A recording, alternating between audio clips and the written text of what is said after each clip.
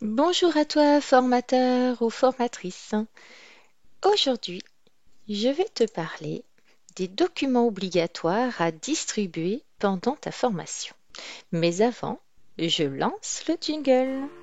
Bienvenue sur le podcast du blog formationdeformateur.fr qui vous accompagne pour devenir formateur ou formatrice. Je suis Nathalie Mollier, formatrice depuis plus de 20 ans. Et sur ce podcast, je vous donne mes trucs et astuces pour animer vos formations actuelles ou futures. Vous me suivez? Alors, c'est parti pour un nouveau podcast.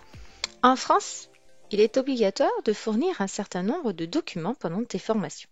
Alors, parfois, forcément, quand tu n'es pas organisme de formation toi-même, tu pourrais penser que c'est l'organisme de formation qui t'emploie en tant que vacataire ou prestataire qui va s'en occuper. Mais en fait, c'est une erreur car cette obligation repose la plupart du temps sur tes épaules. Alors nous allons les voir les unes après les autres. La première, celle à laquelle tout le monde pense, bien sûr, parce qu'elle est absolument indispensable, c'est la feuille de présence. Et pourtant, elle a tendance à être oubliée par tout le monde le jour J, parce qu'on est pris dans le feu de l'action, et puis à un moment donné, on se dit mince, on a oublié de le faire. Alors, déjà, on va voir à quoi elle sert. Donc, la feuille de présence, elle est fondamentale puisqu'elle prouve en fait la présence effective d'un stagiaire à une formation. Elle prouve également que la formation a eu lieu et que tu étais là. Donc, l'entreprise cliente de l'organisme de formation, que ce soit toi ou un autre organisme qui te fait travailler, elle est ainsi certaine, cette entreprise, que les personnes inscrites sont bienvenues pendant ta formation. Parce que comme ça, l'OPCO, par exemple, qui prend en charge les frais de la formation, alors complètement ou pas complètement, ça c'est un autre problème, pourra aussi rembourser et donc demandera, exigera la feuille de présence. Il faut que tu penses bien sûr à la signer, toi, à l'endroit réservé pour le formateur. Donc bien sûr, elle peut être au format papier ou au format électronique. Moi, bien évidemment, j'utilise les deux en fonction des situations. En format électronique, j'ai souvent Bienvenue Formation, notamment avec Germe. Mais certains organismes, en fait, te prévoient d'autres systèmes. À toi de vérifier avant comment ça marche pour le jour J, ne pas te retrouver coincé, bien sûr. Pense également que certains organismes de formation ne te paieront pas si la feuille de présence n'a pas été distribuée et signée. Alors pense-y parce que ça peut te poser quand même quelques problèmes rétroactivement en fait quand les stagiaires ne sont plus en face de toi, ça devient compliqué de récupérer leur signature. Alors, comment on va s'y prendre? Donc au début de chacune de tes journées de formation, il faudra penser à distribuer la feuille de présence et à la faire signer par chaque stagiaire. Il faudra souvent la redistribuer en début d'après-midi afin de faire signer les gens l'après-midi également, puisque la particularité des feuilles de présence pour l'instant en France, c'est qu'il faut signer le matin et l'après-midi. Alors certains vont signer dès le matin pour l'après-midi sur une feuille papier. Ce n'est pas possible sur, bien sûr, les applications que tu as sur ton téléphone ou sur les outils dématérialisés. Par exemple, pense bien sûr, si c'est dématérialisé, à télécharger l'application sur ton smartphone avant. Sous peine, enfin avant le jour J, sous peine de gros bugs techniques. Bon, parce qu'il faut souvent l'activer avant le démarrage de la journée. Et puis sur ce type d'application, il faut parfois signer et faire émarger le matin, puis l'après-midi, en ayant validé la matinée, etc. Puis l'après-midi, alors fais attention parce que moi j'ai eu tendance à un moment à oublier en fait de valider celle de l'après-midi, à le faire que le lendemain matin, c'était râpé. Bon après il y a toujours un moyen de rattraper bien sûr, mais c'est un peu délicat. Donc parfois il t'arrive aussi qu'un stagiaire arrive plus tard que les autres ou parte plus tôt que prévu. N'oublie pas quand même qu'il est sous ta responsabilité. De ce fait, il faut quand c'est possible, que tu notes sur la fiche de présence l'heure à laquelle il est parti. Et puis, bien sûr, pour ceux qui sont au format papier, note également ceux qui sont absents en notant absent en lieu et place de leur signature. Il ne faut pas que tu portes la responsabilité d'une présence alors qu'ils n'étaient pas là. Donc, moi, je te conseille d'attendre plutôt que de parler lorsque la feuille de présence circule, parce que ça permet aux stagiaires de prendre le temps de discuter un peu avant que la formation démarre. Et puis, pendant ce temps, tu peux évacuer un peu ton stress, tu vois, par exemple en utilisant une respiration, une cohérence cardiaque, une respiration lente, tout ça pour avant de te jeter dans le bain aussi. Et si c'est sur ton smartphone, par exemple, bah, ça te permet de circuler au milieu de tes apprenants et puis de finalement aller au contact assez facilement et de façon sympathique. Tu verras, c'est assez intéressant. Moi, je trouve que c'est pas mal quand même. Mais il faut pas oublier de le faire, bien sûr. Alors, deuxième document fondamentale à distribuer pendant ta formation, eh bien, c'est l'évaluation à chaud. Alors, comme c'est un sujet quand même très important, l'évaluation à chaud, ben, j'ai consacré un article complet à ce sujet. Et puis un jour, il sera au format podcast aussi. Alors, c'est quoi une évaluation à chaud? Tout simplement, bah, c'est un questionnaire formalisé par écrit par l'organisme de formation, donc par toi, ou par l'organisme qui te fait travailler. Donc, il va comprendre un certain nombre de rubriques obligatoires. Il va servir à quoi? Eh bien, tout simplement à vérifier que les objectifs pédagogiques de la formation, ainsi normalement que les attentes des stagiaires, ont été atteints.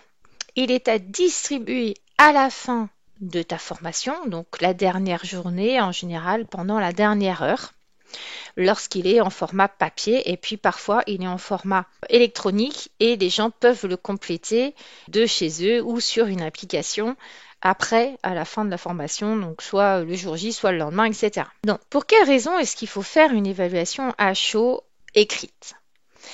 Tout simplement parce que le législateur le demande, ainsi que les OPCO.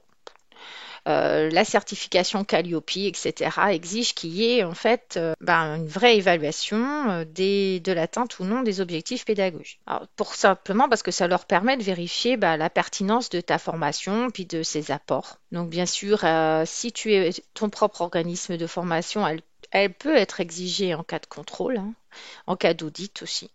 Donc pense à les conserver soigneusement, à les scanner éventuellement si tu les as en format papier pour ne pas les perdre.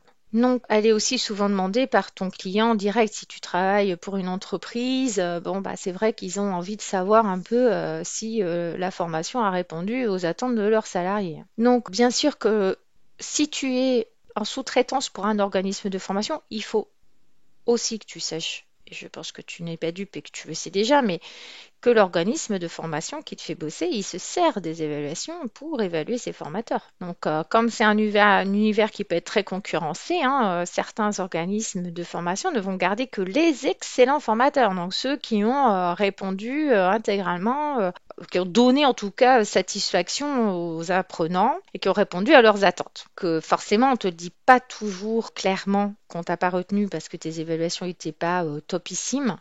En fait, on ne te rappelle pas, quoi. D'où l'importance en fait également lorsqu'on est formateur de faire en fait un tour de table régulièrement, pas qu'en fin de journée, en fin de session de formation, pour comprendre en fait où en est le groupe par rapport à ses attentes. Il faut le faire de façon un peu récurrente. Alors, soit on fait sous forme de tour de table, soit on discute à la pause café, soit en déjeunant avec eux. Hein.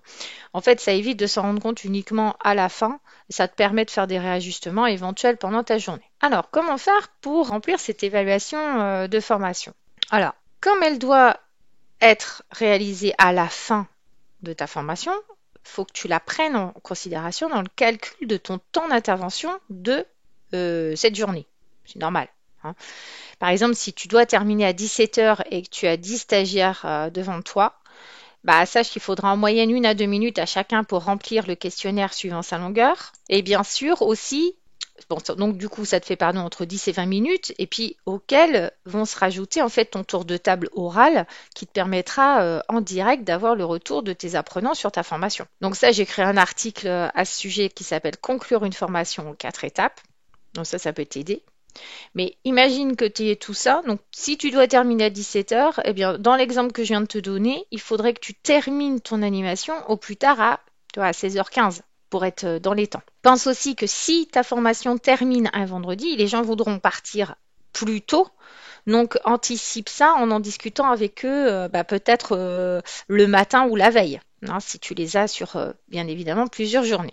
Le troisième document obligatoire, c'est l'attestation de fin de formation. Alors, en tout dernier lieu, en fait, une fois que les apprenants auront rempli en fait leur questionnaire d'évaluation à chaud, et juste avant qu'ils partent, normalement, tu vas devoir leur délivrer une attestation de fin de formation. Alors, certains organismes de formation vont exiger que tu signes également ces documents. Donc, il faut que tu y penses. En général, les attestations, on les a un peu à l'avance, on les a préparées. Donc, pense à les signer. Certains vont en fait les envoyer aussi par la suite par mail ou via une plateforme dédiée, hein, parce que si tu fais effectivement une formation en ligne, eh bien tout ça, ce sera accessible à chacun de tes stagiaires sur son espace. Mais on va y revenir un petit peu plus tard. Alors, à quoi sert l'attestation de fin de formation? C'est un document en fait qui est obligatoire depuis la loi de 2009 sur la formation. Elle doit être remise soit par l'entreprise en cas de formation interne, soit par l'organisme de formation en cas de formation externe.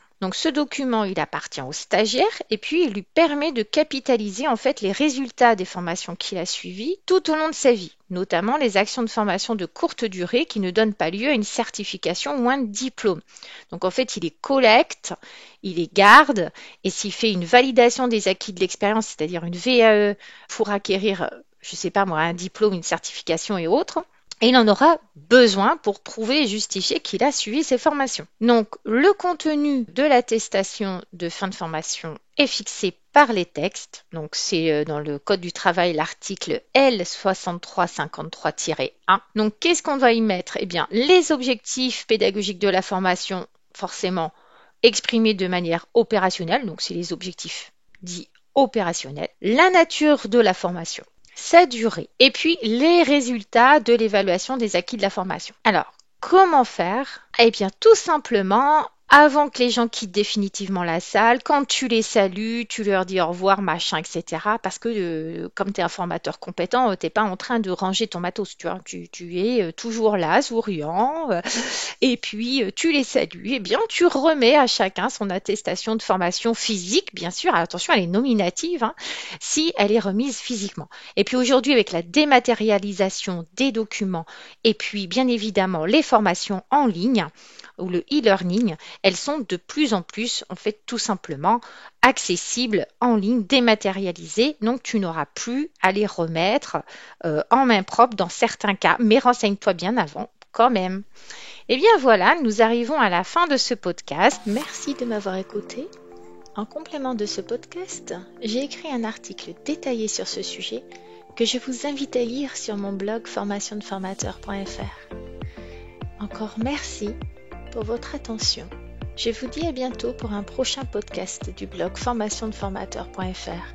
En attendant, n'hésitez pas à vous rendre sur le blog pour consulter les derniers articles et pourquoi pas vous abonner pour ne rien rater. Et si vous avez aimé ce podcast, vous pouvez me laisser un avis et une note. À très vite.